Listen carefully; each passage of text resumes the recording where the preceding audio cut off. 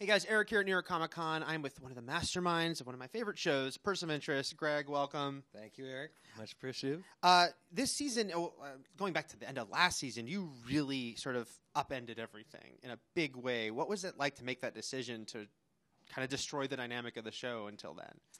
You know, it's something we always talk about, and if something sounds crazy or ridiculous and the immediate gut reaction to it is we can't do that, then we immediately decide a week later that's exactly what we have to do. Right. So, you know, destroying the library was a huge leap for us. Obviously, the way, just the complete tumult that all our characters were thrown into at the end of the season, we felt like, you know, this is an opportunity to reinvent. This is an opportunity to freshen the show and kind of almost in a weird way, a little bit of a reset for people. Say like, wait, what's going on? And, you know, we moved away from Vigilance. They were essentially vanquished by Samaritan and Greer, and then we felt like this season would be the impending Cold War between the two machines. Well, yeah, because Greer, I mean, he won at the end of last season. So you can talk about that. We've seen him a little this season, but not a lot. And how much of a presence will he be going forward? And for our heroes, is it basically they're just kind of trying to do what they can, but are they also going to be planning their revenge maybe down the line? I think right now it's almost like a guerrilla war in the sense that our guys have had to find a new way to communicate, and they obviously the subway is the new sort of headquarters for our guys. And at this point, they're sort of operating from a standpoint of like, how do we regroup? How are we going to be able to take on something this powerful? And at the same time, do our job, which is if the numbers come up, who's going to handle it? And right. I think that's been the challenge. Definitely John Nolan's back with us this year in a big way. And you're going to start to see Samaritan extend its tentacles in very insidious ways. Well, they have a new recruit. Might we see this young lady again that they managed to snare? Definitely. Cara Bueno is fantastic. We love her. And in fact, I think when we go outside on the panel, we got a little clip to show you that Cara appears in, and it's pretty fantastic. You've also had a lot of fun this season with just giving everyone these new identities, these new day jobs. Is that great for you, you know, a few years into the show, to be able to sort of really throw these curveballs at these characters? It's so much fun.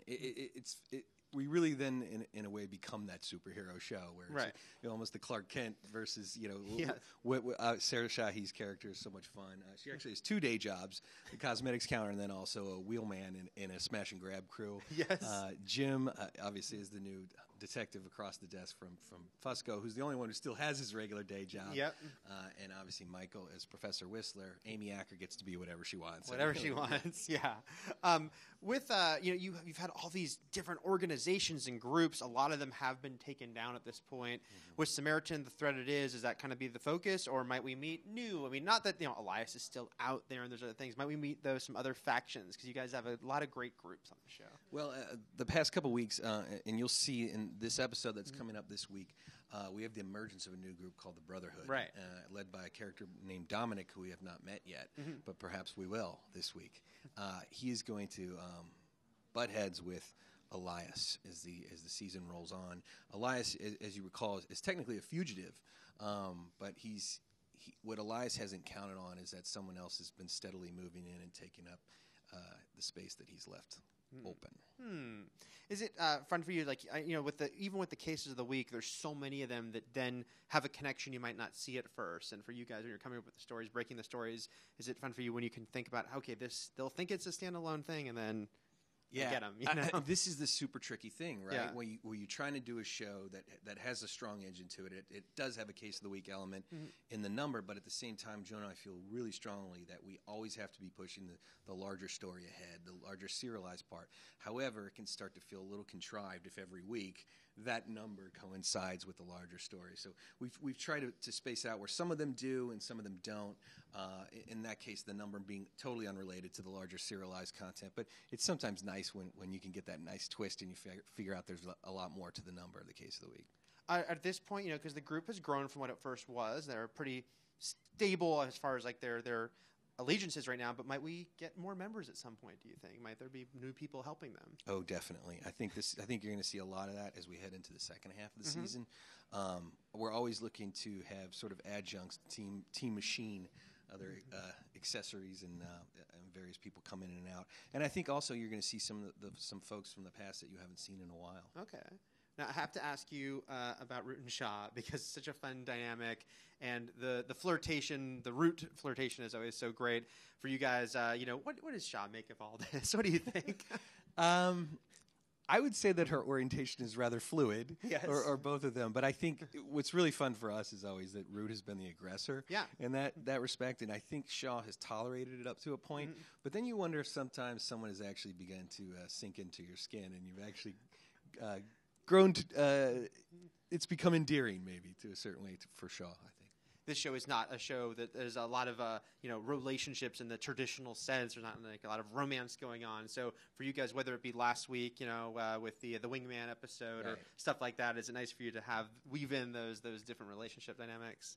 It's a lot of fun, and last week's written by Amanda Siegel, phenomenal job. Similarly, she wrote an episode very similar last year. It was sort of like a nice palate cleanser sometimes when we get a little heavy. And I also think it gives people an opportunity to realize that the show has an element of humor to it. It has a light touch at certain points in times that I think makes it feel quite not so po-faced as some one-hour dramas tend to. Before I let you go, anything you can tease as far as coming up and big storylines, big episodes we should look for? Because sometimes you guys will go very big when you want to. Oh, definitely, Eric. Look, heading into the mid-season finale, it's going to be a mind-blower. We've got a couple crazy pants departure episodes, and I think you're going to be really, really surprised by what happens mid-season. In the immediate coming weeks, we're going to see the emergence of Brotherhood and the clash with Elias. But the larger story of the year is this Cold War between Samaritan and our machine. And you're going to see it manifest itself in various ways. And how is it reaching out? How is it extending its power and its reach? And is anyone in control of this thing at all? I'm very intrigued.